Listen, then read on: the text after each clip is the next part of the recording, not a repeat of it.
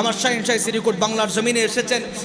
আমরা বাংলার মানুষরা ওই পাকিস্তান থেকে আগত শ্রীকুট শরীফ থেকে আগত শাহিন শাহ শ্রীকুটের সাথে আমরা চিরঋণী, কারণ তিনি আমাদের ঈমানটাকে রক্ষা করেছেন। সুবহানাল্লাহ।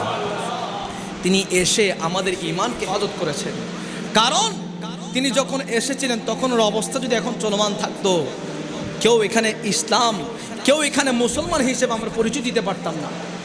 এই জায়গাগুলো তো ছিল বাবা মগ চাকমাদের জায়গা। আজকে ইসলাম আবাদ হয়েছে, কারা এসেছে? আউলিয়া ইকরামরা এসেছে। সুবহানাল্লাহ। আমার শাহিন শাহ শ্রীকুটে এসেছেন, আসার পরে জামিয়া প্রতিষ্ঠা করেছেন। জামিয়া প্রতিষ্ঠা করার মাধ্যমে পুরো বিশ্বময় ইসলামের খেদমত আঞ্জাম দিচ্ছেন। সুবহানাল্লাহ। জামিয়া থেকে পুরো বাংলাদেশের মধ্যে প্রায় মসজিদের খেতাবতরত আছেন জামিয়া শরীফ থেকে আগত ছাত্ররা। কথা বলেন ঠিক কিনা?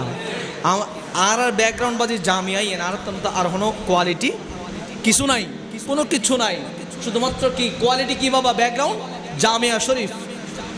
আল্লাহ পাক রব্বুল আলামিন এই আউলিয়া ইকরামের সুহবত আমাদের নসিব করুক, আমিন বলে।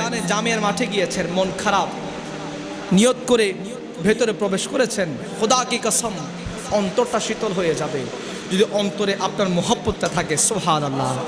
এই পর্যন্ত আমার কথা বলি, 11 টাকার যে নিয়তটা, 11 টাকা আমি কোনো একটা বিষয় নিয়ে আমি মানত করেছি, ফল পাই নাই এমন ঘটনা খুবই কমই আছে। সুবহানাল্লাহ।